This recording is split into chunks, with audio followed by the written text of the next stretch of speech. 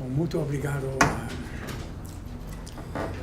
O professor Goldenberg nos avisou hoje à tarde que sua mulher é doente e ele não podia vir hoje. Mas temos 2 estrelas aqui para iluminar o problema da eletricidade. Eduardo Bernini, que foi presidente do Electropower e foi vice-presidente do nosso instituto, e Cláudio Salas, presidente do Instituto Acena Brasil. Eduardo, você pode começar a expor a situação e depois Cláudio. Bom, eu vou, na verdade, primeiro, boa tarde a todos e agradecer mais uma vez aí o convite do Norman para estar aqui para falar sobre um assunto que é o terceiro seminário que nós tratamos do mesmo assunto aqui no âmbito do Instituto. Este ano? Esse ano não, mas nos últimos 3 anos eu fiz a conta aqui de pelo menos mais 2. Um tema perene, não?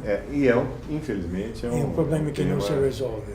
Mas eu vou, talvez, muito mais abrir caminho para que o Cláudio, que vem atuando com muito mais intensidade, muito mais propriedade e principalmente com posições bastante responsáveis, possa, inclusive, elaborar melhor o tema. Então, estava brincando com o Cláudio que, na verdade, meu papel aqui na dupla Abbott-Costello, eu sou o Costello, ele é o Abbott. Ele é o principal. Só que a metáfora, só quem entendeu são os da nossa geração. Mas para isso existe o Google, para isso existe a Wikipedia. Quem sabe, é interessante, porque quem sabe quem era Abbott e Costello? Só os cabelos brancos vão se pronunciar aqui, né? Mas eu acho que os demais têm a obrigação de, ao sair daqui, ir lá no Google e descobrir que diabo de Costello é esse aí.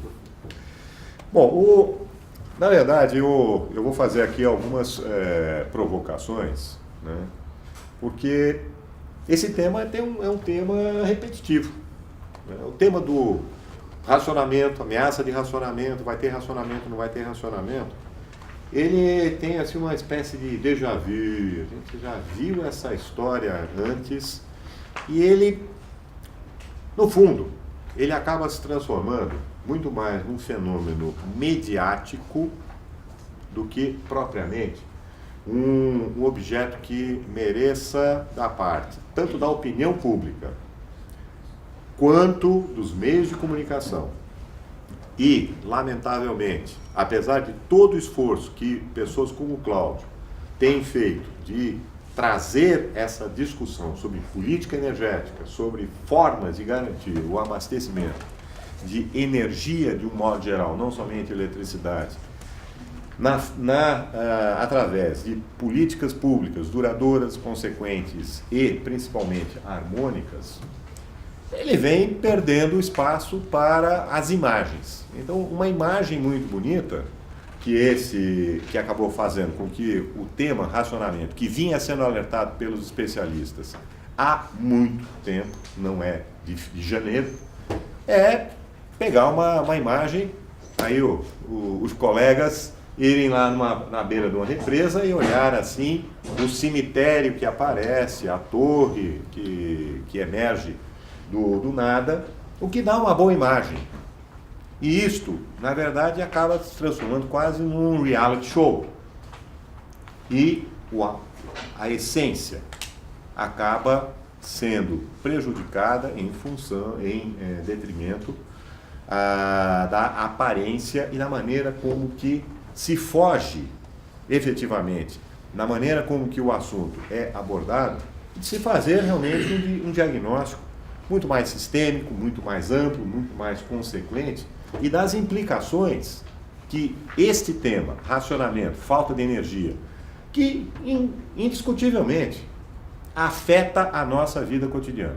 Nós, pessoas físicas, seremos afetados de uma forma bastante intensa, porque todo o conjunto dos nossos hábitos, costumes, está hoje praticamente contido dentro de um ambiente onde a energia elétrica principalmente a energia elétrica, é invisível, mas é um elemento indissociável daquilo que nós consideramos um mínimo de qualidade de vida aceitável. Agora, eu estou há 35 anos militando nesse setor. Eu comecei em 1980. Se o professor Goldenberg estivesse aqui, eu ia dizer que ele é culpado. Porque o meu interesse pelo assunto energia veio da leitura de tudo o que o Goldenberg escreveu e vem escrevendo, e que eu acompanho com muito interesse, sempre com muito zelo. Por quê? Porque o Goldenberg sempre foi uma pessoa de pensamento independente, que com opiniões controversas, exatamente por isso, mas com um pensamento fora da caixa, fora daquilo que é, assim, o padrão que veio norteando esse setor de energia elétrica.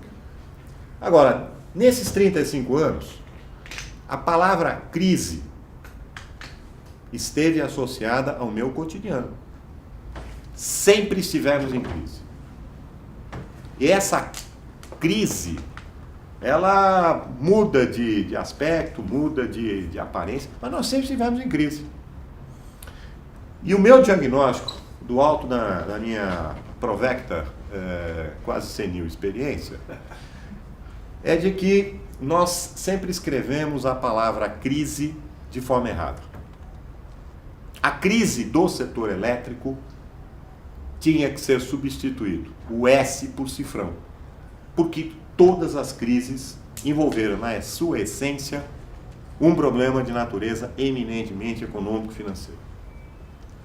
Pelo desbalanceamento que se criou e que se continua criando entre usos e fundos e a maneira como que é feita a gestão dos recursos financeiros que entram, saem e são utilizados no meio da mágica, que é fazer com que essa luz esteja acesa. Portanto, há um diagnóstico que sistematicamente vem sendo feito, eu não diria de forma errada, muitas vezes de forma, às vezes, leviana, ou, muitas vezes, de forma muito simplória, muito simplista. E diagnóstico errado leva a uma terapia errada. E o melhor remédio ainda leva à morte do paciente, se ele não for adequado à enfermidade que o paciente tem. Então, a pergunta que eu coloco aqui como desafio é, por mais relevante que seja para a vida cotidiana, essa situação que nós estamos vivendo nesse momento, de reservatórios baixos, de alto despacho de usinas térmicas, o tema, tal como vem sendo abordado pelos meios de comunicação, ele reflete algo que ajuda ou que atrapalha? Porque o que nós estamos vendo é uma discussão muito mais mediática, de imagens, de reality show, e não necessariamente uma discussão um pouco mais profunda sobre as causas raiz, o que está levando a essa situação e qual o desdobramento que ela pode ter. O fato é que também esse tema virou parte de uma outra arena mediática, que é os embates de marketing político eleitoral, e aí torna a discussão ainda menos serena, menos capacitada a nós entendermos qual é a causa raiz, o que está nos levando a essa situação. E a minha provocação que eu faço agora ao Cláudio é que, não sei se ele concorda, é que na realidade nós estamos em racionamento há muito tempo. Não é de hoje. E não é um racionamento físico somente, mas é principalmente um racionamento invisível à opinião pública e, mais ainda, aos formadores da opinião pública. Nós estamos em racionamento financeiro. Este é o ponto. E isto não se enxerga no dia a dia, não se enxerga na vida cotidiana e, principalmente, não é uma matéria-prima que possa ser transformada em reality show, porque não dá imagem. Vai filmar o quê? Um balanço? Um demonstrativo de resultado? Um fluxo de caixa? Qual é o impacto que isso traz para a população que é afetada? E mais ainda, os segmentos empresariais que teriam condição capacidade e até obrigação de estar entendendo o que se faz, o que está acontecendo nesse desempenho econômico e financeiro pífio e muitas vezes contraditório, e como isso afeta a vida empresarial, mesmo esses segmentos preferem olhar para o lado e defender causas que são às vezes impossíveis. Eu quero qualidade alta, confiabilidade alta e preço mínimo. Todo mundo quer isso. Agora, como é que a gente faz essa harmonização? Quais são os limites? De que maneira esses argumentos, muitas vezes reducionistas, que fazem com que uma realidade muito complexa seja transmitida numa única frase-chave: a tarifa de energia elétrica no Brasil é cara. É verdade. É cara. Ela é cara. Afeta os setores produtivos, afeta a renda da população, tem um grau de essencialidade, só que tá legal. Agora, como é que nós vamos pagar a conta? Quem é que vai pagar a conta? Quanto custa essa conta? De que maneira nós vamos harmonizar com políticas públicas, políticas empresariais e, principalmente, considerando que nós não estamos tratando de um setor de obsolescência instantânea. Nós não estamos falando de alguma coisa. Não é e-commerce, não é nada virtual. É concreto. É fio, pós, transformador, cobre, aço, usina, rio, combustível. É uma realidade concreta. São coisas que, primeiro, levam tempo para serem construídas e que, quando entram em operação, simplesmente não vão desaparecer por obsolescência tecnológica ou porque mudou a moda e nós não vamos mais usar relógio grande, vamos usar relógio pequeno, portanto relógio pequeno, grande joga fora. Não vamos trocar como trocamos um celular a cada temporada de 4 meses. Essas coisas são materiais, são de longo prazo, envolvem estruturas e impactos sociais, envolvem impactos ambientais, mas principalmente tem uma fundamentação econômica que nesses 35 anos de vida profissional, o que eu assisti foram permanentes violações do bom senso econômico no tratamento deste assunto que é extremamente sério. E você poderia me alongar aqui em exemplos históricos, tá? Mas aí daqui a pouco eu vou contar de novo a história do Abbott Costello, então não vou entrar nessa linha não. Mas tem pelo menos 3 momentos na nossa história que mostram que nós estamos recorrentemente caindo em erros e repetindo esses erros, não necessariamente como farsa, mas como atos de convicção. Nós acreditamos. A sociedade parece que acredita. Quando em 1974 se fez a equalização tarifária no mundo que era dominado por empresas estatais, o setor elétrico era empresas estatais, estava se acreditando fielmente que nós estávamos fazendo um bem para a sociedade brasileira, garantindo que todos os brasileiros iriam pagar a mesma tarifa de energia elétrica, não importa se no Amazonas, do Oiapoque ao Chuí, passando por São Paulo, Minas e Rio e todo o Triângulo das Bermudas brasileiro. Só que em nenhum momento foi considerado que isso implicava em diferenças de custo, em diferentes capacidades de pagamento e impacto sobre setores econômicos de forma completamente distinta. Moral da história: nem 20 anos depois, nós tivemos que pagar uma conta de 30 bilhões de dólares para sanear um desencontro de contas, porque não havia capacidade de recuperação econômica dos investimentos feitos. Isso levou a um desequilíbrio financeiro, levou a endividamento e, mais ainda, levou a praticamente a falência de um sistema de caráter nacional. Nós estamos vivendo a mesma situação a partir da medida provisória 579 e da lei 12.783. Confiando mais uma vez de que a mágica de transferir para o ônus do Tesouro Nacional vai resolver o problema.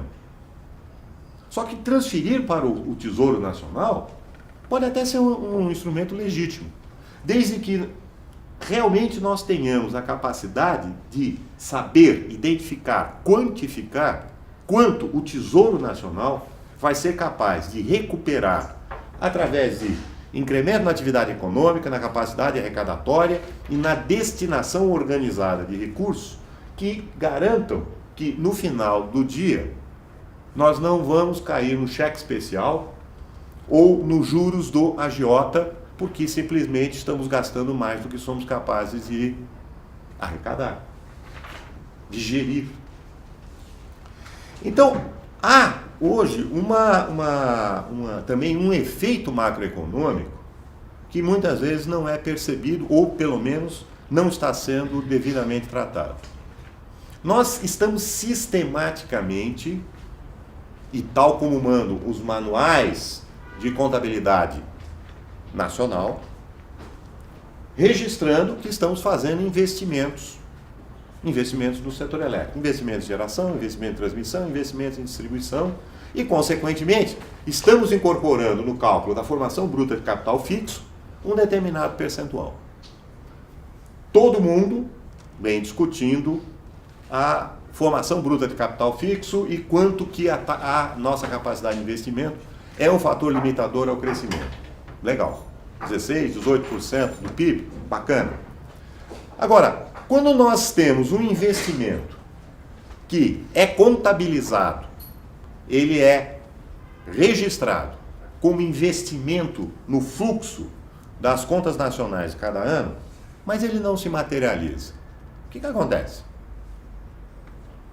Nós não estamos aumentando a nossa capacidade produtiva. Nós estamos simplesmente fazendo uma transferência de renda. Veja o que aconteceu com um exemplo. O setor de energia eólica. As usinas foram investidas. Os parques estão lá instalados. Faltou o quê? Linha de transmissão. Mas isso não quer dizer que o investimento parcial, mas não materializado, não deixou de ser registrado nas contas nacionais de 2009, 2010, 2011, 2012 e 2013.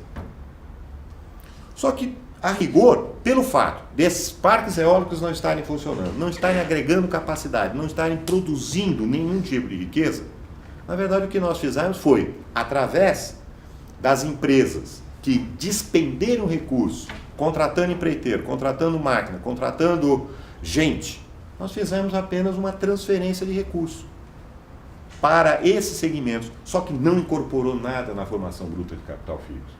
O que significa que o nosso investimento, por deficiência da capacidade de cumprirmos prazos, de executarmos materialmente o investimento, está sendo computado erroneamente nas nossas contas nacionais. Nós não estamos investindo 18% do PIB.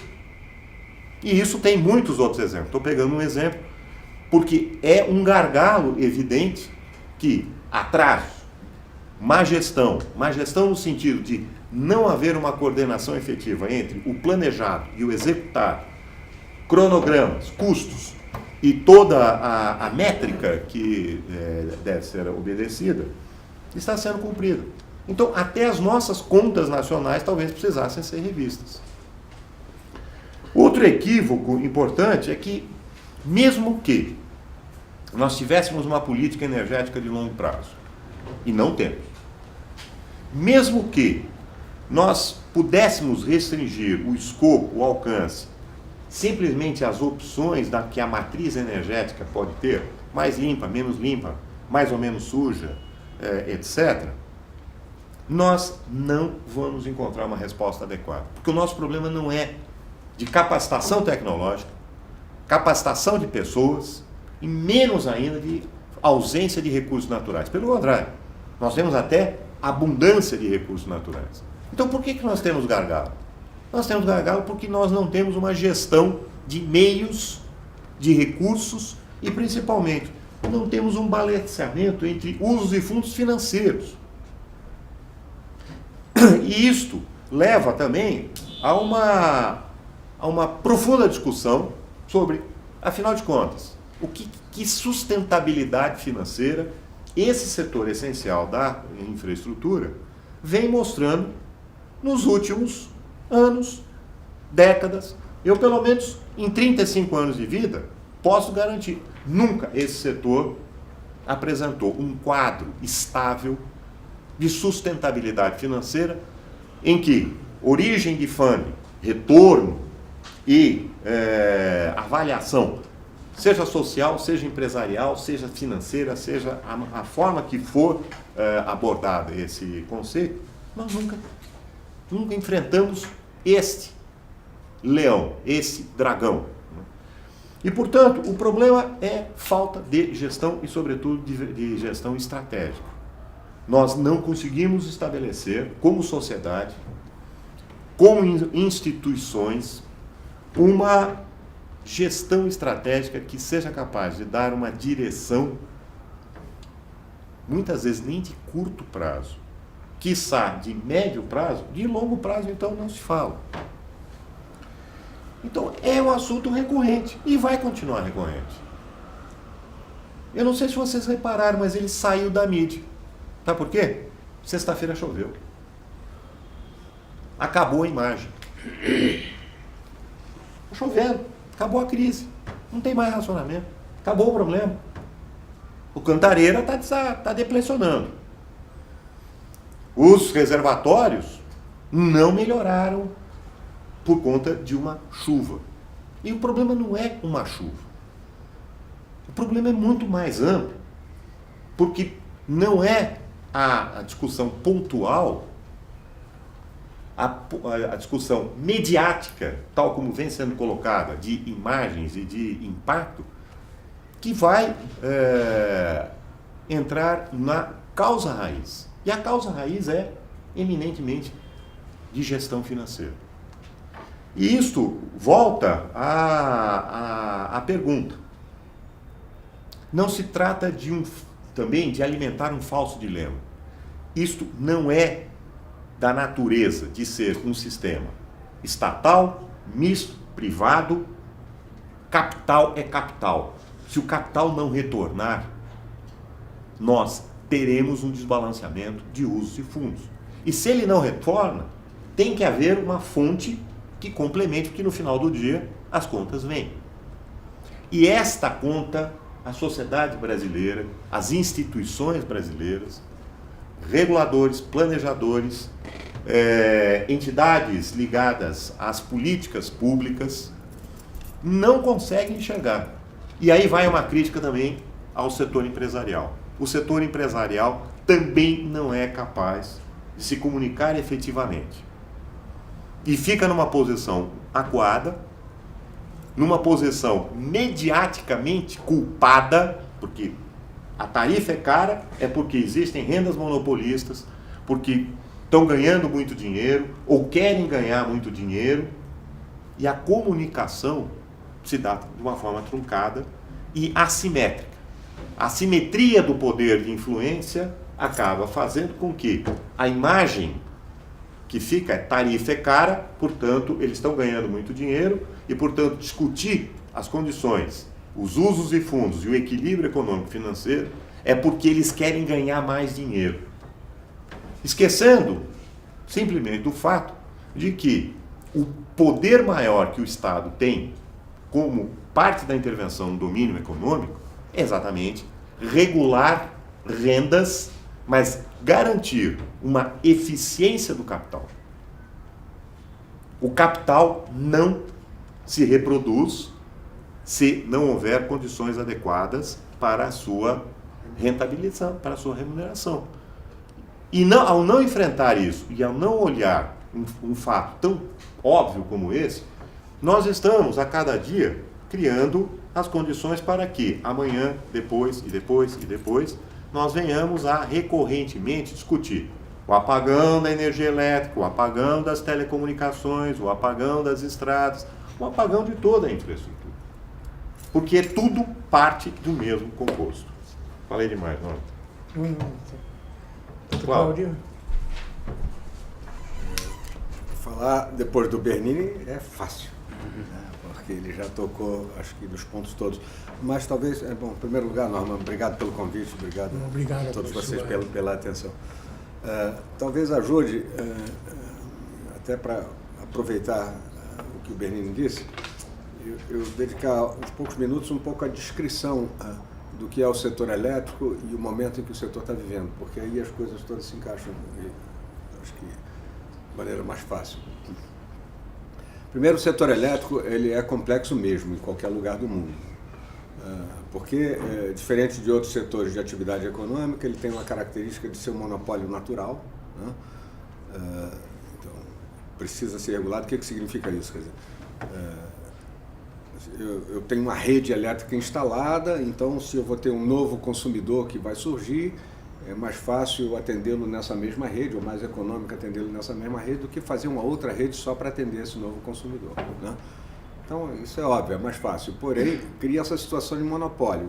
Quem tem as redes, ele tem um monopólio desse produto ou desse serviço e ele pode abusar desse poder de monopolista, fazer com que, enfim, esse produto, essa energia seja vendida mais cara do que devia. Por isso, que é um setor fortemente regulado e a tarifa de eletricidade ela é regulada, enfim, tem regras que estabelecem os critérios segundo os quais a tarifa é estabelecida. Então já começa aí uma complexidade. Outra característica da complexidade do setor elétrico é o fato de que enfim, todos os agentes, e tem agentes em diferentes elos da cadeia, no extremo os consumidores, mas você tem geradores de energia, enfim, as usinas que produzem energia elétrica, você tem a transmissão de energia, enfim, aquelas grandes linhas que trazem energia das usinas para os centros onde ela é consumida, e você tem a distribuição de energia, que recebe essa energia em alta tensão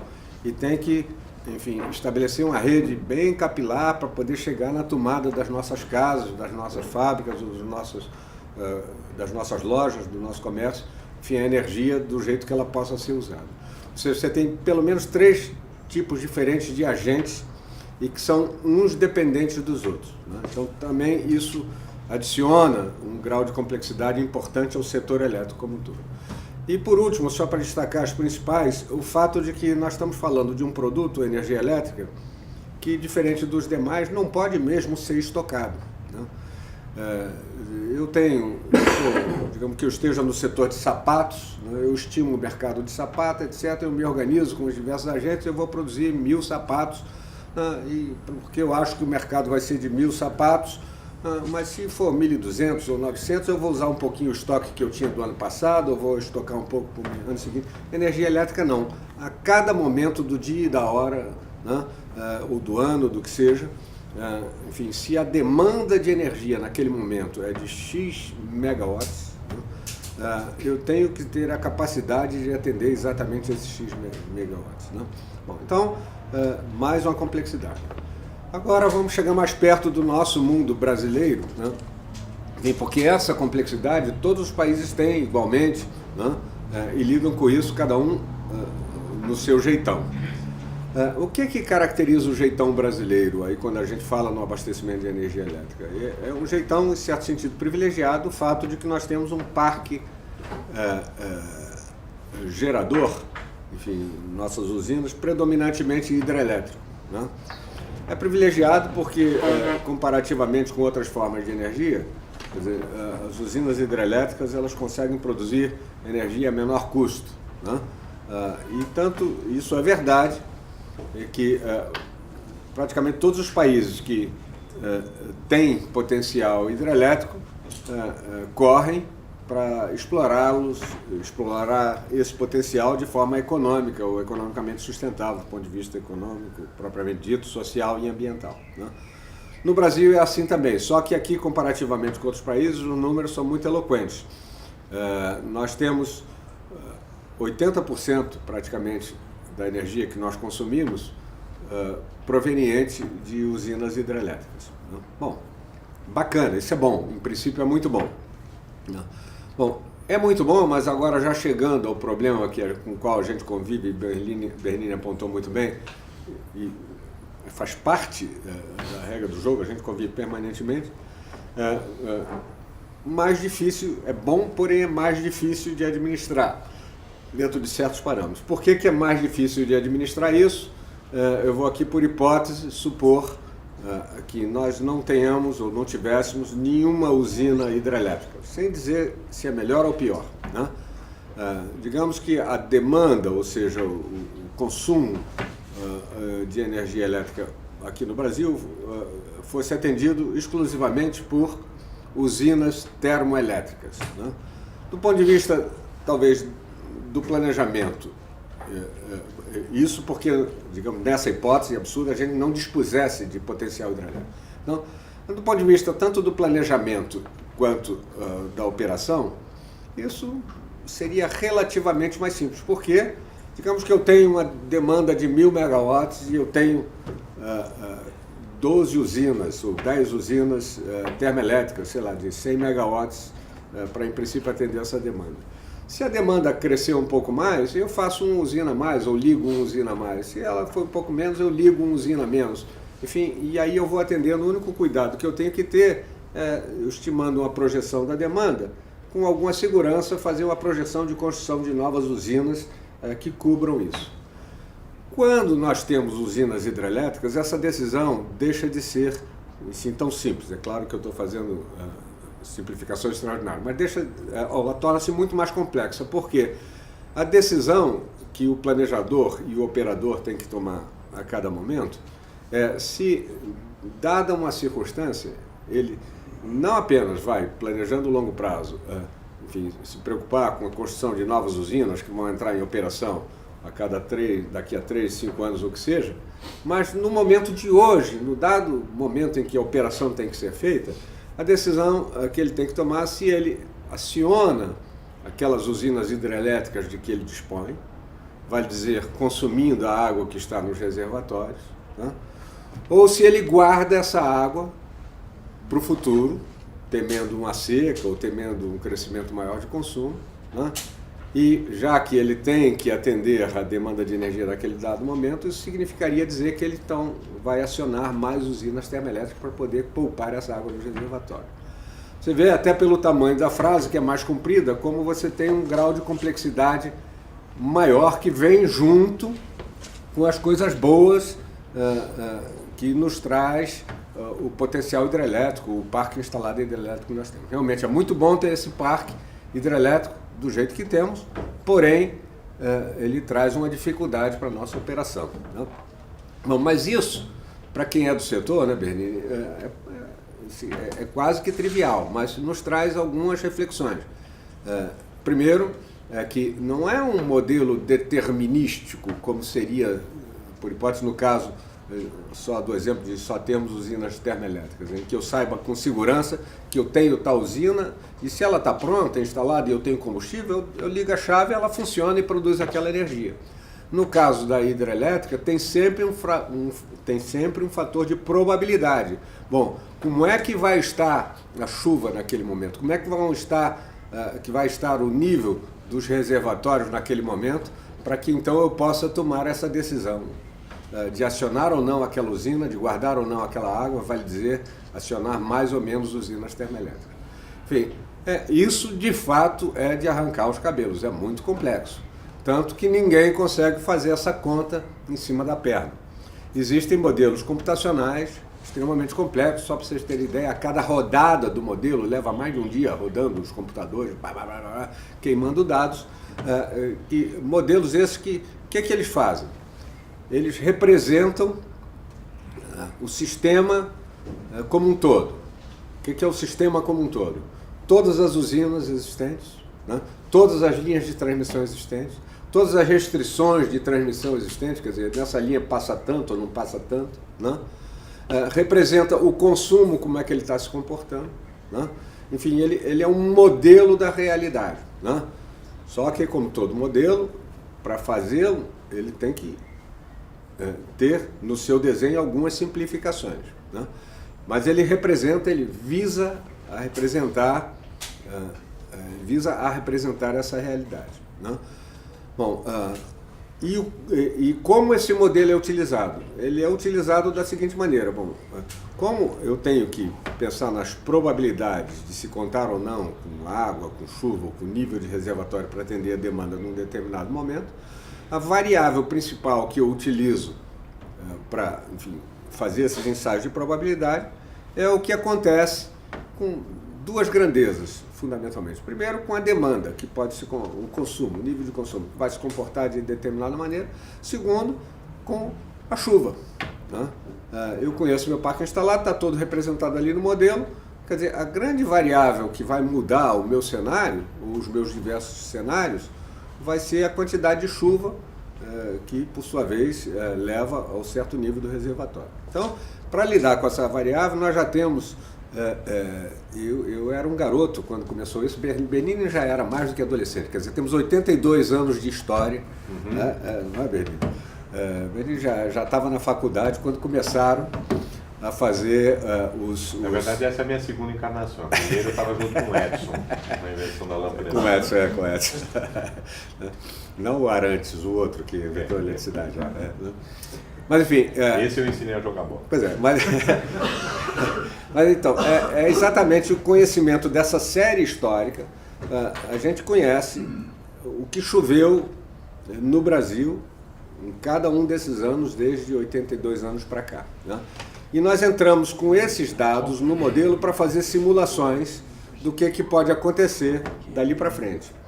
E com base nessas probabilidades, o modelo, então, da maneira como ele foi instruído ou construído, né, ele orienta as decisões que o operador nacional do sistema tem que tomar.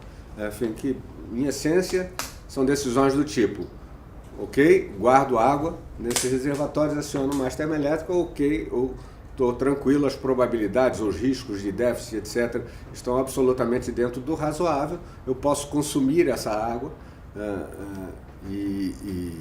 enfim, e fazer com que eu poupe energia termoelétrica, vale dizer, eu não imponha pressão de custo sobre os consumidores. Dr. Cláudio, deixa eu perguntar, a tarifa no Brasil é um dos mais altos do mundo. Uma grande porcentagem disso é impostos. O setor elétrico parece ser uma vaca para financiar o governo. E o governo não financia adequadamente. É um problema de... vocês acham que o problema é de carga fiscal ou a incapacidade realmente de recursos humanos para gerir o sistema? Não, Norma, o problema fiscal é causado por quem controla a política fiscal, não há dúvida, né? E você apontou, de fato, um problema sobre o qual nós temos nos debruçado, muitos de nós, para tentar coibir esse absurdo que é a tributação de energia elétrica no Brasil, né? Eu até tenho um dado recente que nós acabamos de compilar, vamos publicar hoje nos balanços das empresas.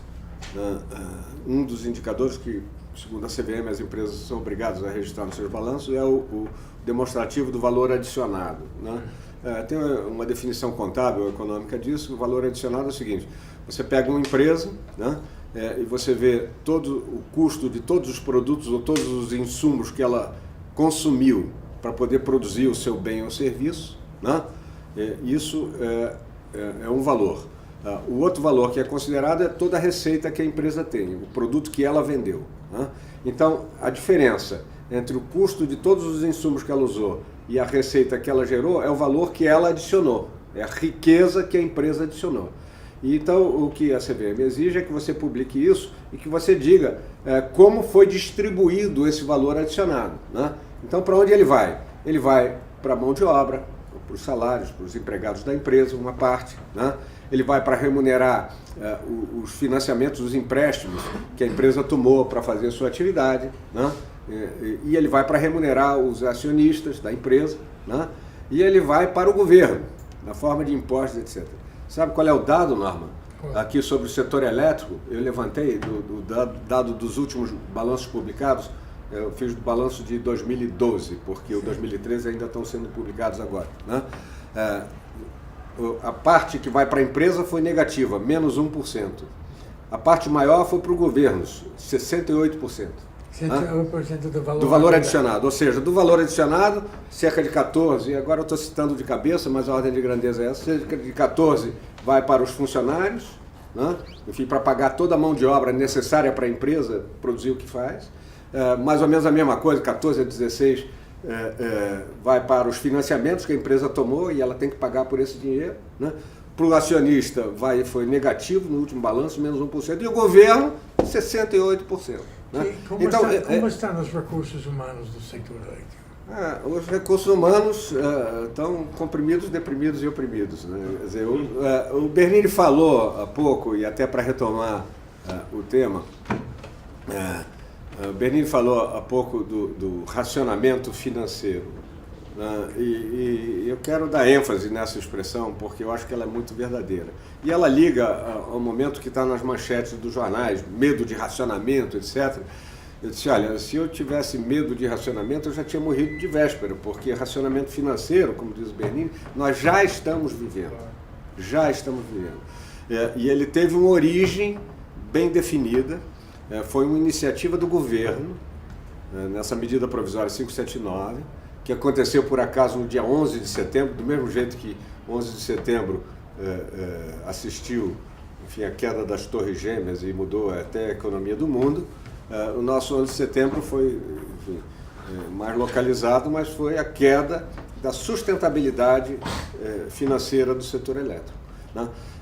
Até então, só qualificar isso, até então, com todos os problemas, enfim, a gente está longe de termos nos livrado de todos os problemas do setor, mas era um setor basicamente sustentável do ponto de vista econômico-financeiro, definindo assim, a receita que entrava no setor era suficiente para pagar enfim, todos os custos, investimentos, etc, etc. Com todos os problemas que tinha ali.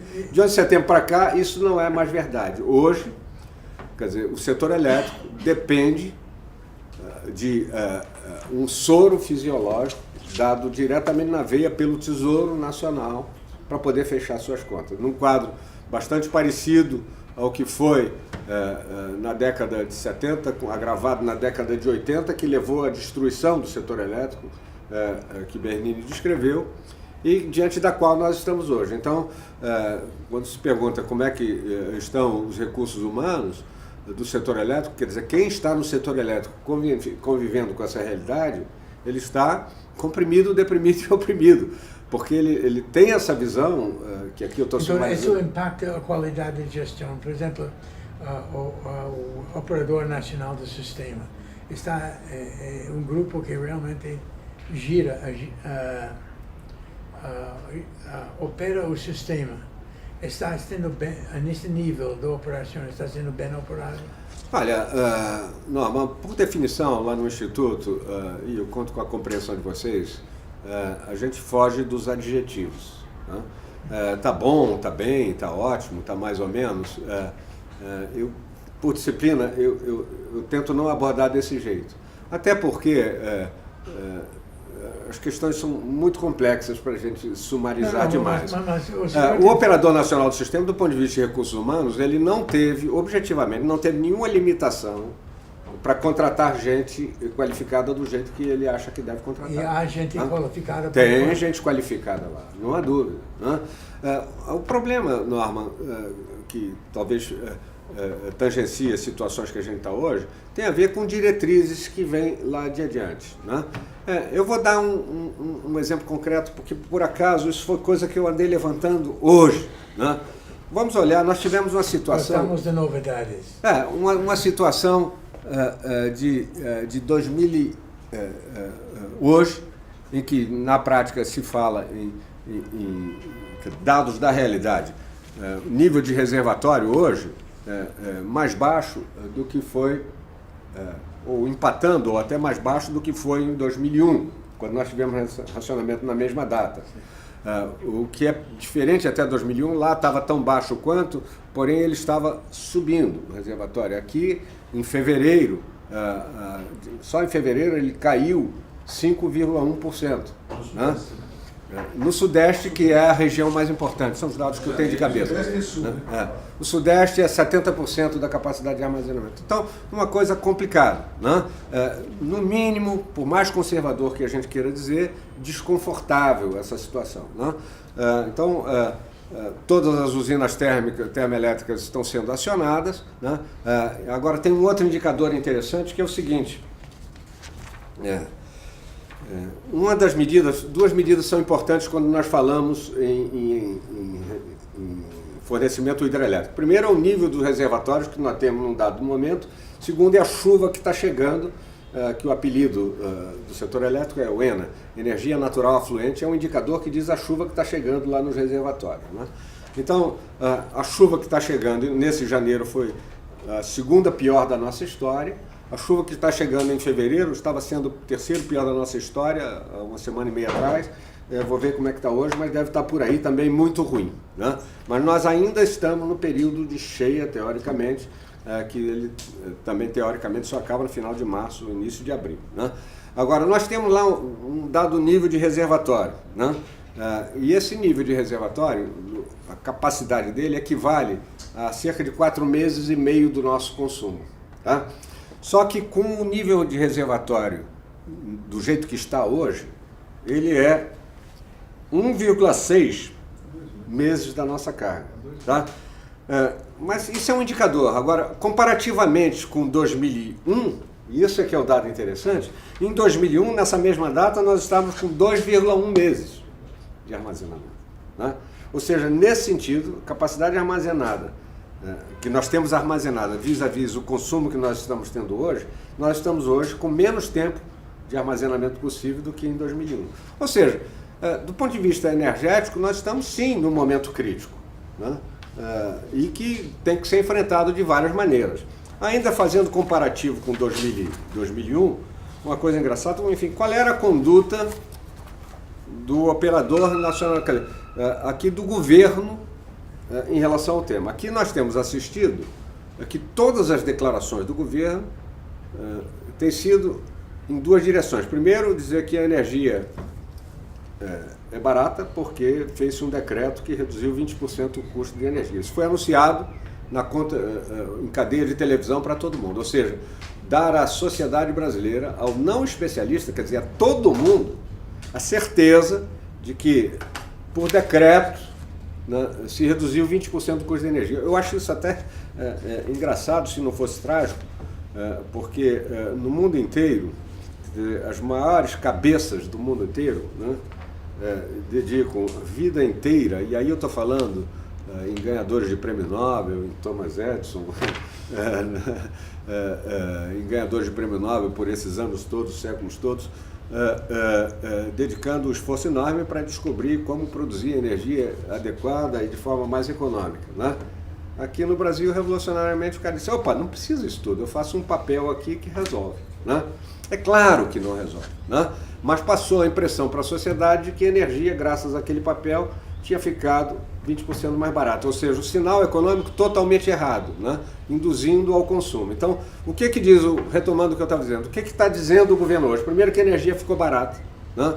Segundo, que não tem risco nenhum. E aí, para ter cuidado de não errar nessa afirmação, eu fui compilar o que está dito entre ontem e hoje, aqui digamos, de 3 de fevereiro para cá, entre nossas maiores autoridades. Não enxergamos nenhum risco de desabastecimento de energia, risco zero. Claro que há uma taxa, no outro dia, no dia 15, claro que há uma taxa mínima de risco, se as condições forem absolutamente adversas. Se não houver chuva, isso e aquilo. Mas nós não contamos com esse quadro. Se eu não estou contando com um quadro absolutamente adverso, tenho que entender que o risco praticamente não existe. Depois teve aquelas coisas, falar que isso aqui... Ministro. Disse que era sazonal e tal, como avião, né? Mas isso é detalhe. Mesmo se não cair mais uma gota de chuva nesse ano, mesmo se não cair mais uma gota de chuva esse ano, não teremos racionamento. Fico com os meus especialistas do Ministério que me asseguram que não teremos nenhum problema. Bom, isso aqui eu já provei que não é verdade, porque aqui os números demonstram, quer dizer, nós temos água para 1,6 meses. Se, nessa hipótese, com a qual eu não acredito, quer dizer, eu acho que vão cair várias gotas de chuva, mas na hipótese de não cair nenhuma, eu até me disse, senhor ministro, nós teríamos água para 1,6 meses, ok? Bom, agora nós, só me desculpe. Não, o que eu queria chamar a atenção, quer dizer, diante desse fato, o governo está trazendo essa linha, né? E aí eu desço um degrau das posturas do governo, vamos dizer o que diz o governo, quer dizer, o que diz o operador do sistema na mesma época, no mesmo mês, na mesma data, em 2014, e o que diz o operador do sistema em 2001.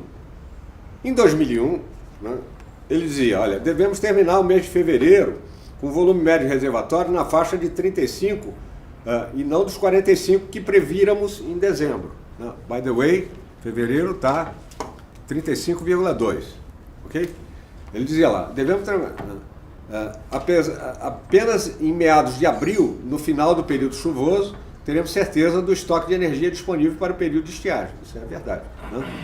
Aí ele dizia também, bom, aí o que diz o atual? As chuvas virão. As chuvas virão. Nunca teve um ano em que as chuvas não vieram. Só espero que venham nos lugares adequados para ficarmos mais tranquilos. Isso é o atual. Isso é o operador nacional.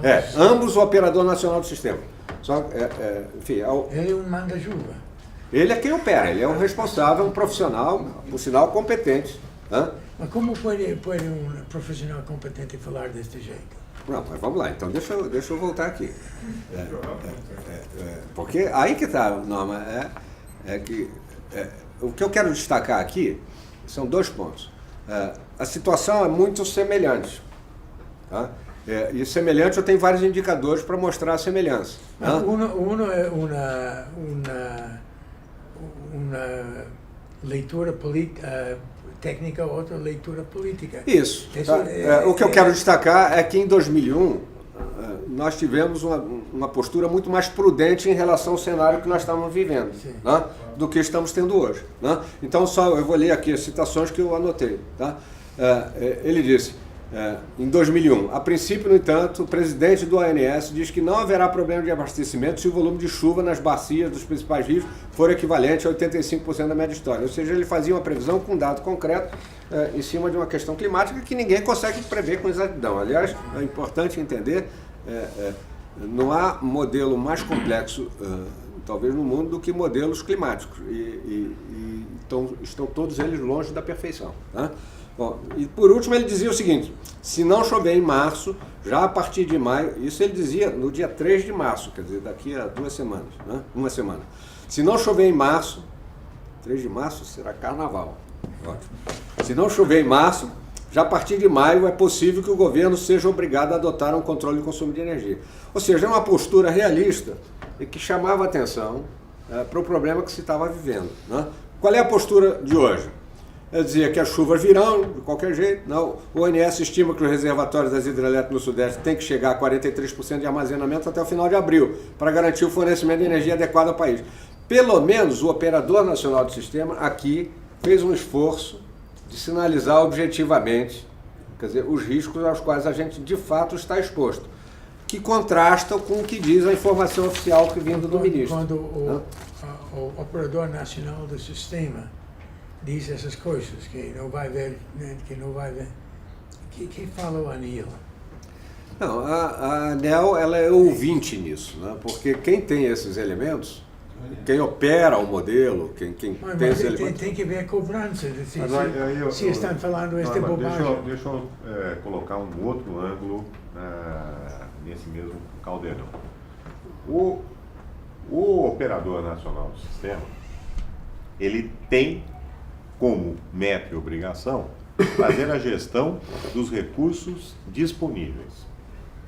E tem que ter a atitude de prudência, de alertar e tomar as medidas necessárias caso algumas regras básicas sejam violadas. Quer dizer, quando você tem 1,6 meses de água acumulada, isso aí tem que acender uma luz vermelha, tem que acender uma luz vermelha e falar, olha, eu vou continuar operando o sistema até o limite, mas nós já infringimos várias das regras. E a discussão entre o Mário Veiga e o Ernst Chip sobre o risco e aquele, vamos dizer assim, aquela campeonato de engenharia que foi travado no ano passado, esse ano volta a se repetir exatamente por diferentes formas de encarar o mesmo problema. Você levantou a questão da ANEEL, né, como regulador. O regulador, ele também tem um outro papel importante que eu não sei se está sendo observado de forma adequada. E volto à questão dos meios. O que veio acontecendo a partir da edição da medida provisória sobre a cadeia de fornecedores de bens, equipamentos e serviços dentro do setor elétrico é alguma coisa para prestar atenção. Muita atenção. Por quê? Imagina, vamos pegar um exemplo banal, né? Digamos que de um dia para o outro, literalmente de um dia para o outro, a sua renda pessoal foi reduzida em 75%. Você ganhava 100 e passou a ganhar 25. E você tem um carro que você usa para ir trabalhar e voltar. Qual é a manutenção que você vai dar nesse carro? Nenhuma. Você não tem meios para fazer a manutenção. Ora, no primeiro mês, pode ser que não aconteça nada. No segundo mês, pode ser que não aconteça nada. Agora, vamos imaginar depois de um ano em que o veículo que você utiliza diuturnamente, tá? Vamos imaginar que seja um táxi, pior ainda, que você leve pessoas nesse táxi. E a sua bandeirada passou a ser 25% daquilo que era antes. O que nós passamos a viver na transmissão, literalmente foi isso. O que veio se fazendo na distribuição com a compressão da parcela B é exatamente isso. E aí tem uma responsabilidade sobre a política tarifária. Isso, qual a correlação com o racionamento? Tem uma correlação porque o sistema passou a ser fragilizado. Aquele mesmo sistema que o ONS tem a obrigação de gerir da melhor forma possível com os recursos disponíveis, ele está muito mais fragilizado. E a cadeia de fornecedores está se ressentindo disso. Então você não encontra mais empreiteira disposta a prestar serviço na manutenção de redistribuição aos preços que as distribuidoras estão querendo fazer que o serviço seja prestado. Por quê? Vem o efeito, olha, eu não posso te pagar mais do que isso, porque eu não vou ter a cobertura tarifária. E isso que já era um problema que vinha se repetindo de uma forma sistêmica na distribuição, contaminou diretamente a transmissão. Então não é de se estranhar que a ocorrência de apagões, apaguetes, mini apagões, dê o nome que quiser, tá? Vem crescendo em intensidade e exatamente nas instalações que são mais críticas, porque são as instalações mais antigas e que foram objeto dessa renovação de prazo de concessão dentro das condições que foram oferecidas, que representou uma quebra de 75% naquilo que era a receita que o serviço oferecia. Ora, isso cria uma condição de vulnerabilidade. E, mais uma vez, uma vulnerabilidade que contamina exatamente no momento em que o sistema, pela razão que for, hidrológica, esotérica, o que for, está enfrentando um estresse de meios. E o ONS, ele fica numa posição bastante difícil, porque ele não é um órgão de governo, mas ele é tratado como um órgão de governo. A ANEEL deveria ser um órgão de Estado e ela é tratada como um órgão de governo. Então nós temos um problema também de natureza institucional extremamente grave e que a sociedade brasileira se recusa, aparentemente, a compreender que nós estamos vivendo uma crise institucional latente que dá sinais de febre cada vez que alguma coisa sai minimamente fora do lugar. Mas essa crise tem nome e sobrenome responsável, chama Dilma Rousseff. Ok? Porque da ONS, a partir do momento que a ONS começou a colocar aí já uns meses, ela entrou em litígio com o presidente da ONS e não quer renovar o contrato dele, que vem em 5 de março agora, porque aí ele virou inimigo, porque vai contra a visão populista dela. E na ANEEL, ela simplesmente não preenche as cadeiras para fechar, de forma que a ANEEL não tem condições de fazer as suas assembleias e dar as suas opiniões. Tá certo?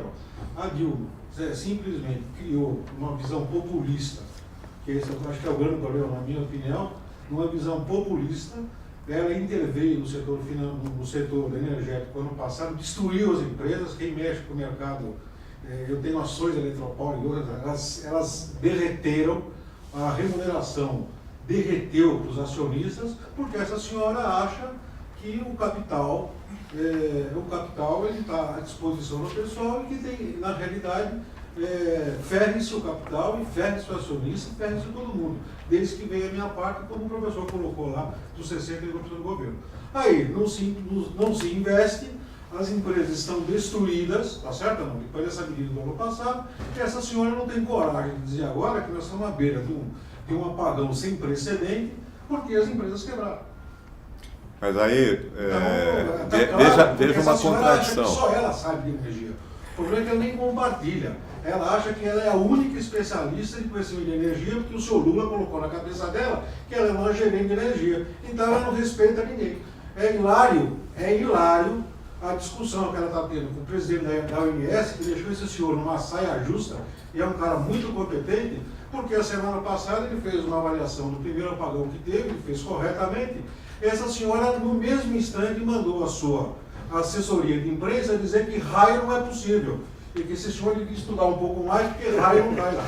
Quer dizer, é ridículo, numa situação dessa, uma presidente da República está colocando isso aqui. Então, assim, é uma tragédia anunciada por energia, é uma tragédia anunciada com Petrobras, é uma tragédia anunciada com esse Brasil, que eu não sei como é que vai acontecer daqui 5 anos. Ou daqui 2 anos. Em relação a esse problema que você está colocando, eu acho que esse, pelo menos, a gente sabe o que fazer a respeito, eu sei o que eu vou fazer em outro lugar. Agora, eu gostaria de jogar um pouquinho de linha da fogueira com outros 2 aspectos que a gente não sabe o que fazer. Primeiro, é o seguinte, nós estamos olhando, né, um quadro com base em 82 anos de história. Né? E aí projeta a probabilidade disso, a probabilidade daquilo. Dentro do que está acontecendo no mundo, com a mudança climática, né, eu diria que o passado recente, os últimos 82 dias de história, são muito mais relevantes do que 82 anos de história. Isso aí não está sendo levado em conta, porque a conclusão é dramática. Né? A gente olhar 82 dias de história, né, a gente deve estar, sei lá, 30% abaixo do pior ano da história. Se a gente projetar isso, nós estamos à beira de uma crise. Talvez a crise, chegando, até resolva aquele outro problema que você colocou primeiro. Né? E o outro peteleco aqui de lenha da fogueira que eu queria colocar em discussão, não sei se vocês têm discutido isso, é o seguinte: nós estamos falando do problema da água, como se ela só servisse para gerar energia.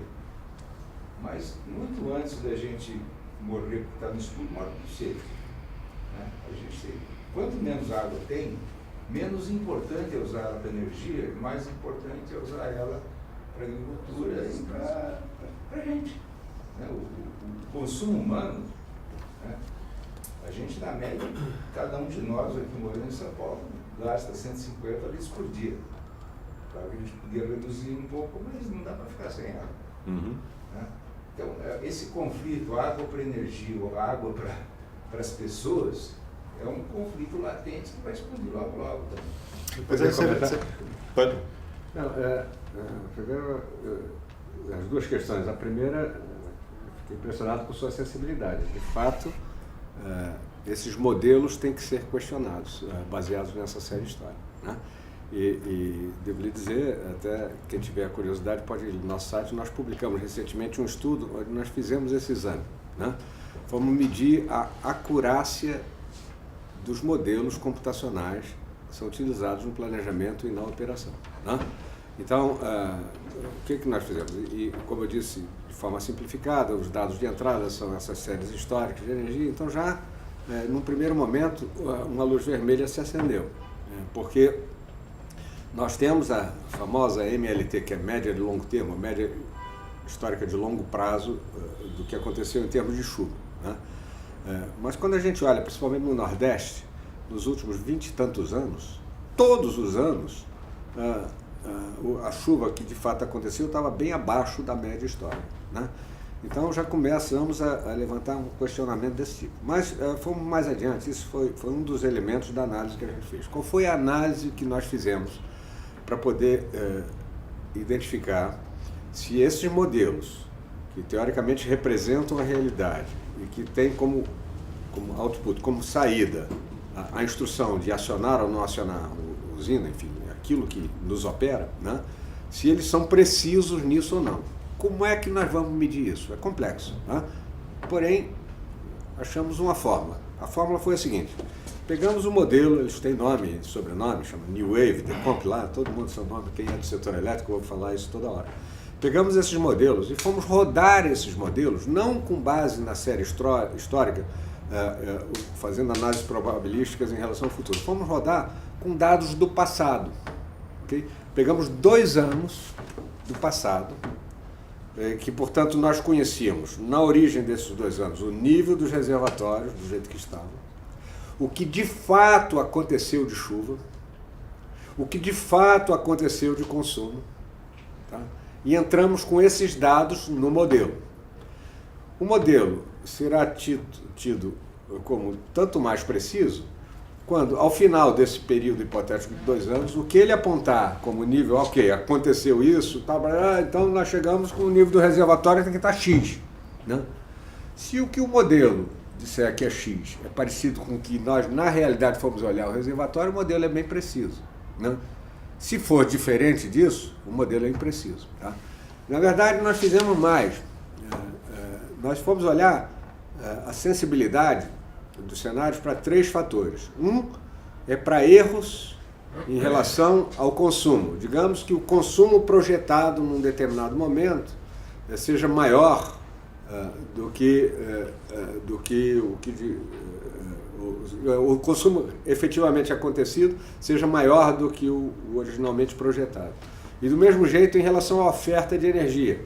Aquelas usinas que supostamente estariam entrando, o crescimento da oferta entrando naquele período, digamos que elas não apareçam ali, enfim, você tem um crescimento menor. Bom, então nós olhamos o que acontece, como eu disse, nesse horizonte. Fizemos 4 medidas, cada semestre fizemos um olhado. Né? E vimos o seguinte: a sensibilidade em relação tanto a desvios da carga, do consumo, né, quanto da oferta, ela é pequenininha. Né? A distância entre o que deu na realidade e o que deu coisa era pequenininha. Mas a sensibilidade em relação ao modelo, essa era gigante. Ou seja, nós provamos com isso que esses modelos são imprecisos. Tá? E provamos também, porque olhamos em todos os... O setor elétrico é dividido em 4 subsistemas. Nos 4 subsistemas, né, o que acontecia, em todos eles, você teve, quer dizer, aqui quem for entrar lá no estudo vai ver um conjunto de gráficos, um para cada situação. Em todos eles, sempre o resultado do modelo era mais otimista do que a realidade. Vai dizer o seguinte: o modelo entendia que no final de um certo período você chegaria com o nível reservatório X maior do que o de fato a gente observou. Tá? Então, isso é um indicador que mostra que tem digamos, um otimismo intrínseco que nos leva a erro. E até a favor da competência das equipes que estão no ANS, né? Quer dizer, isso em alguma medida já foi percebido e eles forçaram muito, eles lutaram, eles foram... quer dizer, foi uma luta durante muito tempo inglória, que eles faziam para introduzir no modelo de operação alguns parâmetros muito mais realistas do que os que estavam sendo adotados. Né? A explicação seria muito comprida, mas esses modelos eles são usados para operação, são usados para o planejamento, são usados para determinar o preço, esse preço de curto prazo, o PLD também. Né? E tinha uma postura antagônica dentro dos organismos do setor, de um lado a EPE, que é também governo, né? E de outro lado o operador se sentindo mais responsável, lutando para que o modelo fosse mais realista do que estava sendo. E o outro, por N razões, lutando na direção contrária. Mas só em agosto desse ano, agosto de 2013, é que se introduziu algumas modificações que aproximaram um pouco o modelo usado no ANS para a realidade. Né? Mas ainda está à distância. Nós identificamos algumas causas importantes. Agora, são lamentavelmente, quem é do setor sabe, coisas complexas que não se resolvem com uma penada, né? Quer dizer, uma mudança, uma introdução de mudança nesse modelo, ela tem que ser testada, né?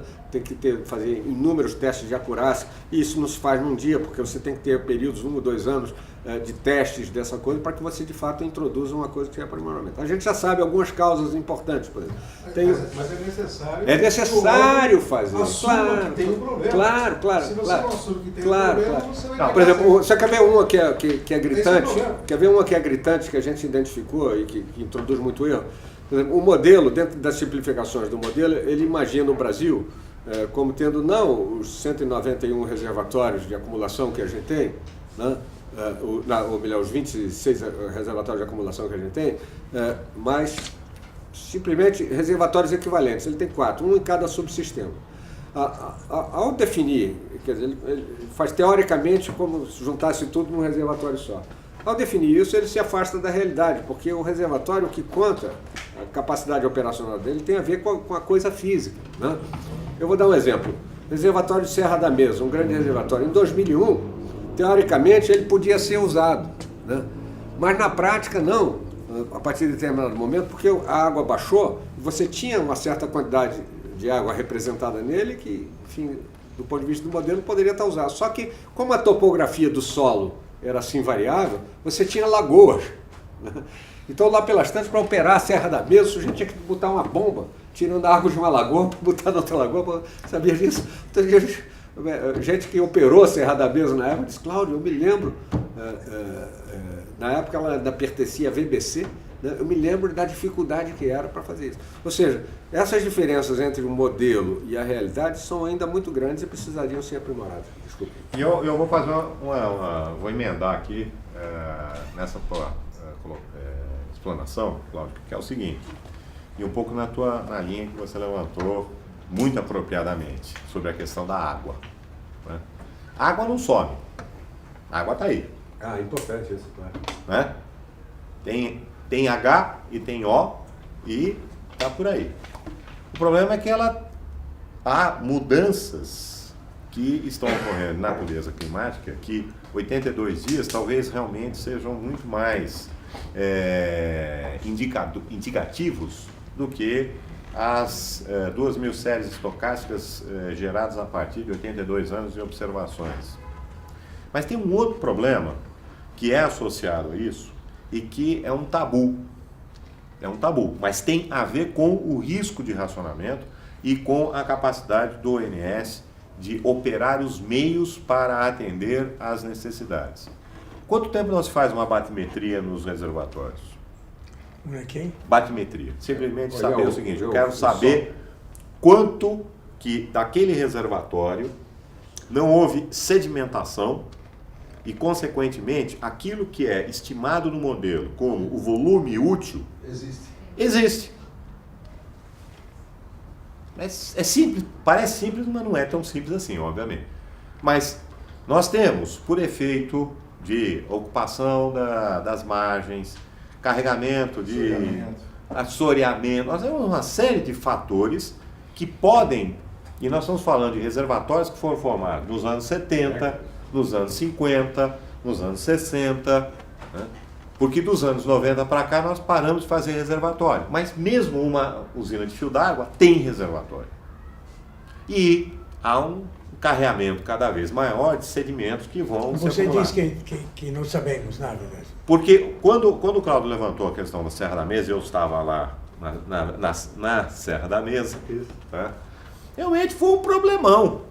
Um problemão porque, apesar de ser um reservatório tamanho 1,5 vezes maior do que a Baía da Guanabara, e nunca conseguiu ser plenamente cheio, chegou agora, uns anos atrás, chegou a 90%. Tá? Ele deplecionou e o volume útil não era o volume útil adequado, ou recuperável, ou disponível. Esse é um problema.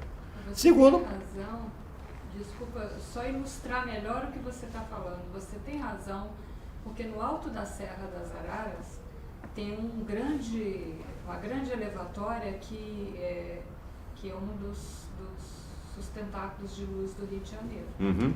A Serra ali das Araras, na área de Piraí. Desde criança que eu passo por aquela região e ali sempre foi um grande lago. Fiquei muitos anos sem passar e a última vez que eu passei, eu vi que ali agora são algas, é tudo verde porque você só vê algas e gado pastando. Onde era água, tem gado, então, porque tem terra, o sedimento que você está falando. Cadê a profundidade que existia? Você foi Certamente sedimentando. não existe mais.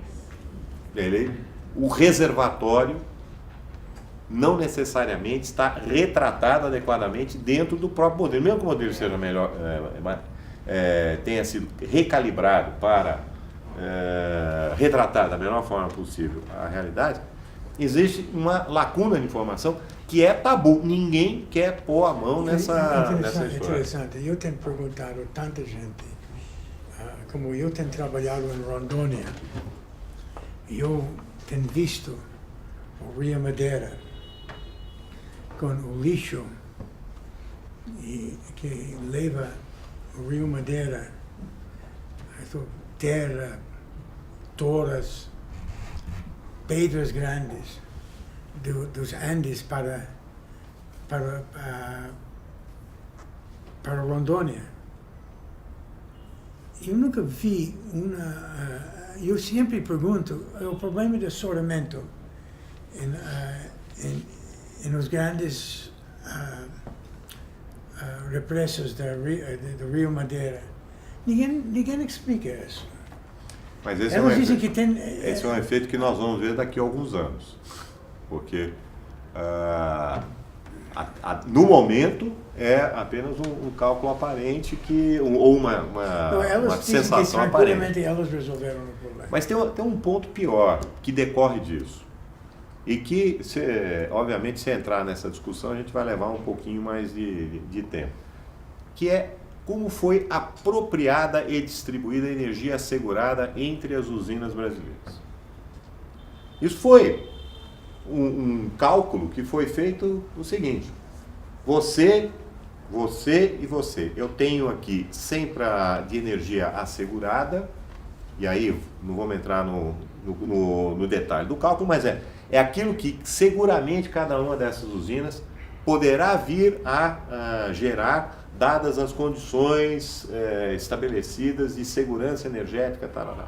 Se ele gerar menos, ele gerar mais e ele gerar igual, significa que vai haver uma compensação de tal forma que o sistema todo poderá contratar energia e eventuais diferenças vão ser compensadas, porque no somatório das três, um ano ele gerou igual, outro ano ele gerou menos, no outro ano ele gerou mais. Houve uma troca, ficou 0 a 0.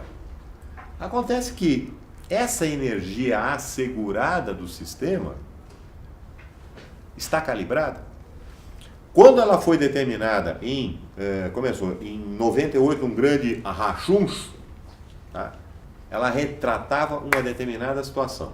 Não vou nem entrar como é que foi feita a máquina de salsicha, mas a máquina de salsicha entrou um porco, saiu salsicha, mas só que nesse meio do caminho se converteu, que era uma energia firme, garantida, numa energia assegurada, sobre critérios, etc. Tudo bem, tá bom, todo mundo ficou quietinho.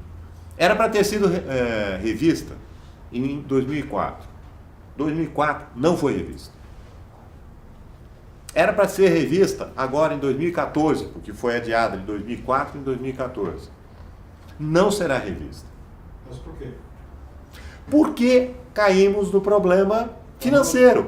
Porque na hora que for revista e houver mudanças na alocação dessa energia, tem muita usina e tem muita empresa que tem cotas de energia assegurada maior do que a sua geração permite, e outras que estão com cota menor e que geram a mais. E os números são muito chocantes. Muito chocantes. O que significa que vai ser necessário um reequilíbrio econômico-financeiro, porque vai mudar toda a geometria de receitas que estão atreladas a contratos ou, no caso das usinas que foram renovadas, a essas cotas agora com as distribuidoras.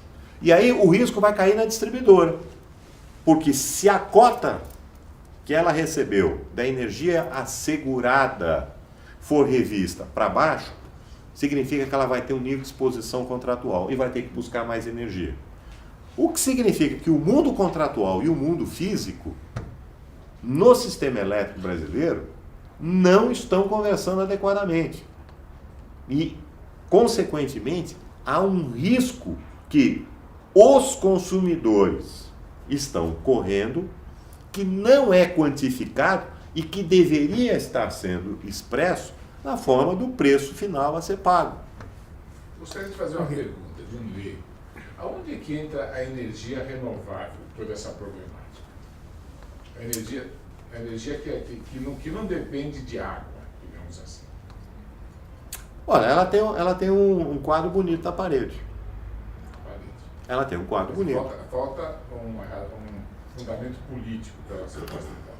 Eu não sei se falta um fundamento político ou falta, na verdade, nós entendemos exatamente do que nós estamos falando.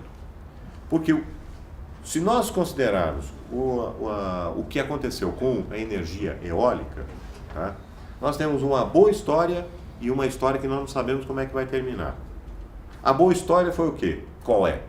Que de 2009, dadas as condições adequadas de preço e condições adequadas de competição, nós tivemos um boom no desenvolvimento de projetos eólicos eficientes.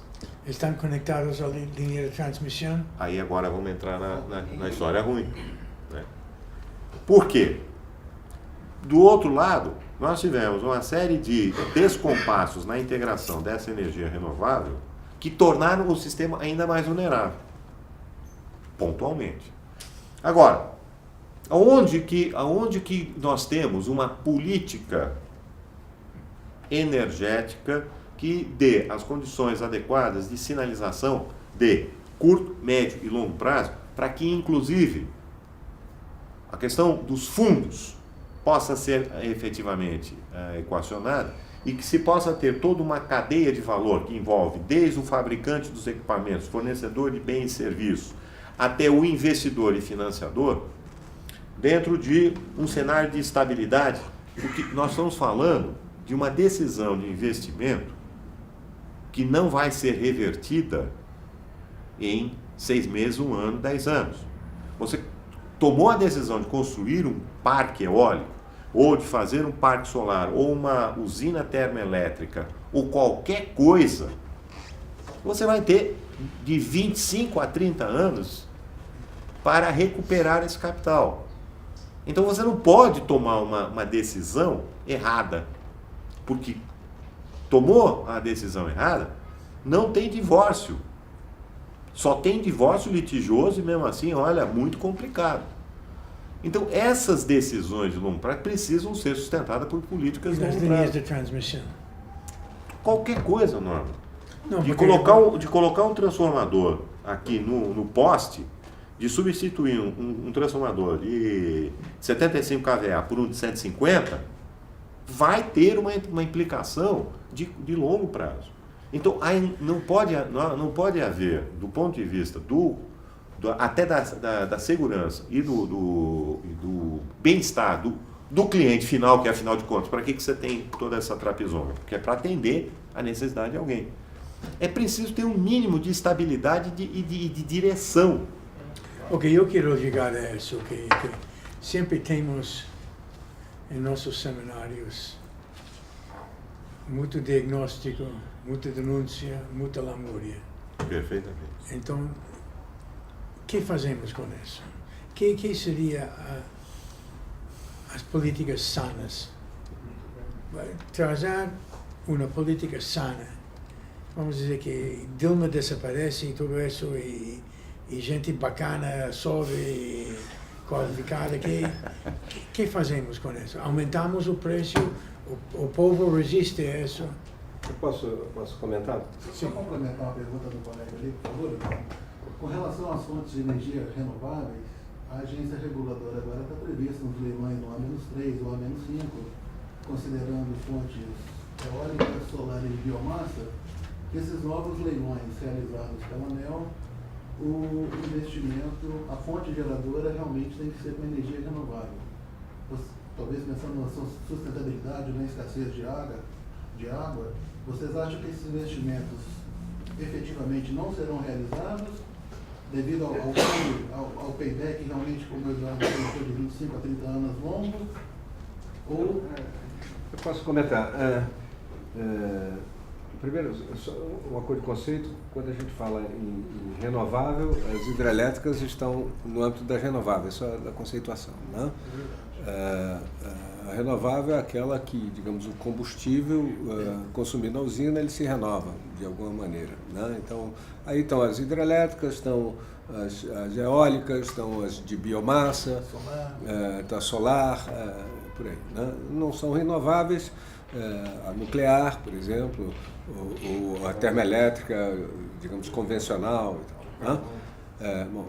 Isso número 1. Número 2, a matriz elétrica brasileira, ela se destaca por ser predominantemente renovável, por causa principalmente do nosso parque hidrelétrico. Número 3, já foi falado aqui, você tem o que nós lá no Instituto chamamos de fontes complementares, né? Como eólica e outros, começando a crescer aqui no Brasil, né? Bernini mesmo apontou, a eólica cresceu bastante, né? Está previsto que no horizonte dos próximos 10 anos ela chega um pouco acima de 7% do nosso parque instalado, né? Mas foi a que mais cresceu por uma circunstância que tem a ver até com a economia global, na medida em que grandes investimentos feitos na produção de geradores, etc., visando o mercado europeu, etc., ficou comprimido por causa das circunstâncias na Europa, né? Então, onde tinha crescimento era na China, nos Estados Unidos alguma coisa, e muita gente veio para o Brasil, então tornou-se mais competitivo, tá? Bom, então, agora, qualquer que seja a fonte, qual é o canal de entrada de novas usinas? São os leilões regulados pelo governo, né? E os leilões regulados pelo governo, eles, que foi, digamos, se eu tivesse que destacar o avanço recente, digamos, a evolução recente e mais importante do setor elétrico, talvez tenha sido essa, a introdução do mecanismo de leilões, que é criar um ambiente de competição associado a um contrato de longo prazo, né? Onde o vencedor do leilão ele teria esse contrato de longo prazo e, por causa disso, condição de financiar os empreendimentos e, por causa disso, maior facilidade para levá-los adiante. Está induzido para baixar a tarifa. Pois é, então esse é o ponto. Quer dizer, os leilões foram feitos assim e até agora eles levaram em conta predominantemente só duas variáveis. Enfim, a quantidade de energia, medida o jargão, a garantia física, né, que é leiloada, versus a menor tarifa, né? Esse tipo de approach está longe, e a gente documenta isso nas análises, de prover a melhor solução do ponto de vista da sociedade brasileira no que diz respeito ao custo da energia que nós, no final das contas, vamos pagar e a segurança da energia que vamos pagar.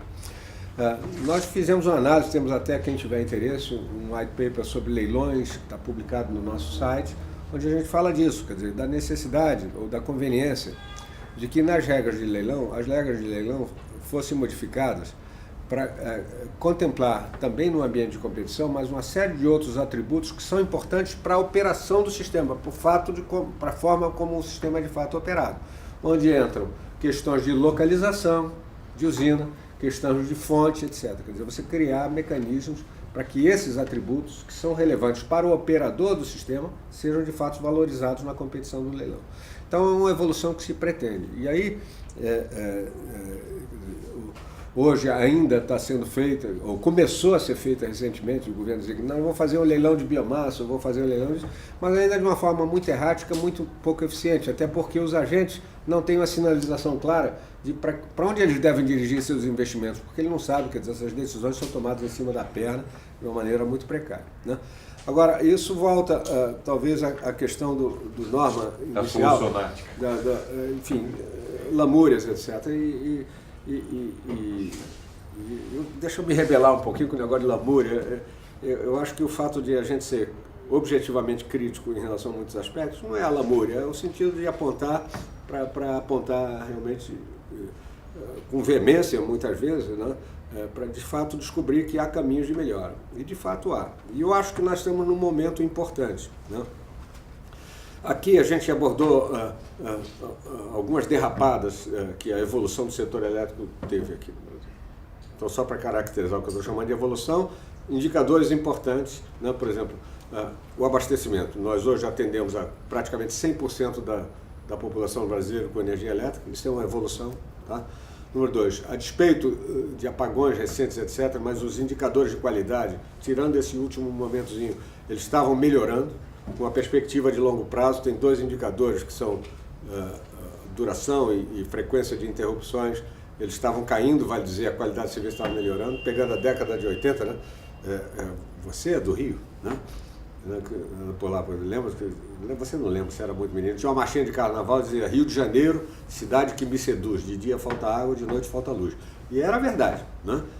Então, hoje a gente se queixa, com razão, por não ter o serviço muitas vezes adequado, mas num patamar diferente do que já foi nossa desgraça coletiva. O problema, em essência, é tarifa? Lamento não lhe dar uma resposta simples, e eu vou chegar lá. Tá? Então, houve evolução, mas agora nós estamos dando derrapadas graves. Para não ser repetitivo, a gravíssima foi a derrapada que nos levou a esse estado de racionamento financeiro, ao que o Benin se referiu, quando, por uma penada, o governo fez com que o setor elétrico deixasse de ser sustentável, né, e ficasse presa de artificialidades econômicas para poder sobreviver. Obviamente, pode jogar fora qualquer planejamento, qualquer coisa, qualquer estímulo a investimento, porque nesse ambiente só o maluco vai achar que vai investir. Então, olha o paradoxo: o setor elétrico brasileiro, capital intensivo, que precisa de investimentos privados em grande volume, porque o investimento estatal está longe de ser suficiente. Ele é importante, mas está longe de ser suficiente para segurar a expansão da oferta de energia. E o que se fez foi abalar definitivamente a confiança e a credibilidade, portanto, fazendo com que o investimento privado ou não venha, ou o que é muito mais próximo da realidade, ele venha de forma muito mais cara. Então, como é que a gente olha para frente, Norma? Eu acho que o momento é importante, porque é um momento eleitoral, né, em que quem quer que seja, inclusive o presidente da República, que está, ao que tudo indica, se lançando como candidata favorita, né, promovam mudanças, porque isso que está aqui é insustentável, isso é líquido e certo. Até ela pode não estar se manifestando, pode não, certamente não está se manifestando assim, mas está se convencendo disso, né? Então tem mudanças a fazer, e nós até fizemos um trabalho que já encaminhei para a presidente Dilma, na figura de candidata presidente da República, assim como aqueles candidatos que ninguém é candidato oficial ainda, né? Mas, do grupo Aécio Neves, etc., depois Marina Silva e Eduardo Campos, né? É um conjunto que nós chamamos de aprimoramentos para o setor elétrico, propostas aos candidatos mandato 2015 e 2018. Né?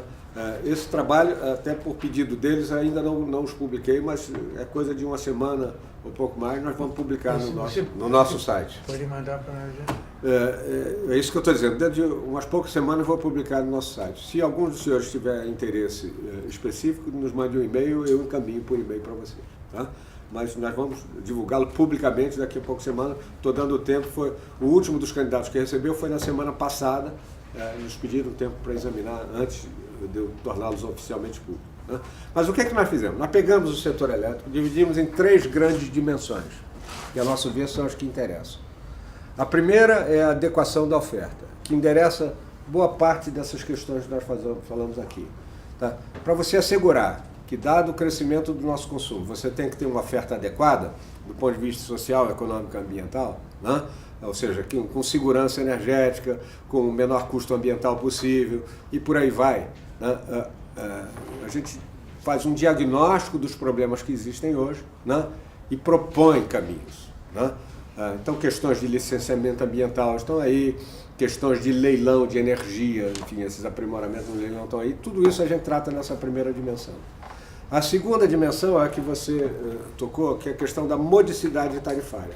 Afinal de contas, nós queremos energia, mas energia eficiente, né? Que seja boa, bacana, segura, à disposição, mas também o mais barato possível. Isso é a modicidade tarifária, né? Que seja módico o custo ou o preço da energia para nós consumidores, né? Então nós tratamos disso. Aí nesse âmbito está a questão tributária. É impossível considerar que nós venhamos a ter energia a preços módicos se quase metade do preço da energia que nós pagamos é de impostos. Então, esse é um problema real. O diagnóstico é claro, demonstra e tem caminhos de como reduzir isso. E a terceira dimensão relevante tem a ver com muito do que foi falado aqui, que é credibilidade e confiança. Quer dizer, num setor, como eu falei, capital intensivo, que precisa de investimento privado, etc., você tem que ter instituições sólidas, com uma atuação previsível, órgãos de Estado. A energia elétrica não é questão de governo apenas, né? É questão de Estado. Não há nada de energia elétrica que possa ser feita com horizontes de 4 anos. Né? Os horizontes são de décadas. Se você quer ter uma matriz mais eficiente lá adiante, você tem que estar prevendo coisa. Quer ver uma coisa curiosa? Nós temos um potencial hidrelétrico fantástico. Em 2030, que está ali na porta, né?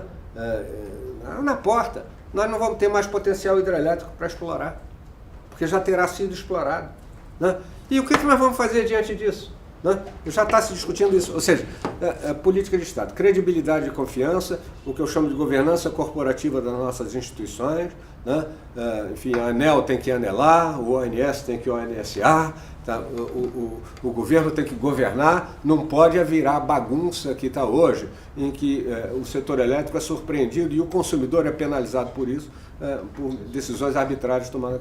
Então tem proposta concreta. O que vocês vão gostar de ver, quando os que se interessarem, é que a gente enumerou, viu, Norma? A gente enumerou essas recomendações, são 27 recomendações, né?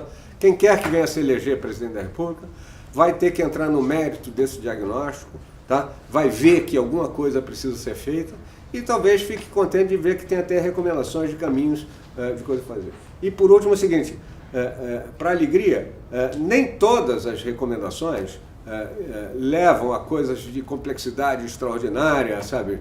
Buraco negro, mecânica quântica, ou coisas assim. Algumas são bem objetivas. Assim, me ocorre uma de cabeça. Por exemplo, falou-se aqui de parques geradores que não tem linha de transmissão. Aí você vai na empresa responsável pela construção, ela esconde a sua incompetência, muitas vezes, em dizer que não fiz isso porque não teve licenciamento ambiental. Vamos acabar com a desculpa. Que se faça o licenciamento prévio ambiental da linha de transmissão do mesmo jeito que se faz na geração, antes de colocar na lei. Então, quer dizer, até coisas simples como essa também tem. Mas eu diria o seguinte, tendo estudado muito a questão lá, o Instituto, com a nossa equipe toda, nos debruçamos sobre isso há algum tempo para fazer uma coisa, até com um esforço de síntese. Eu tinha um desafio que eu coloquei para a minha equipe, de fazer isso em no máximo 25 páginas. No final, eles quase que me crucificaram, fizeram em 62, né, com todas as revisões. Mas está aqui, as recomendações estão enumeradas e eu passo a ser otimista. Se o Brasil, não importa como, seguir boa parte dessa, o Brasil estará melhor no que diz respeito ao setor elétrico. Então, essa é a solução. Bom, muito obrigado a vocês e muito obrigado, Cláudio. Um prazer. Eu quero ler isso. Eu vou lhe mandar pelo e-mail, eu mando para você. Eduardo, muito obrigado. Obrigado a você. Boa noite. Boa noite. Obrigado a vocês pela atenção.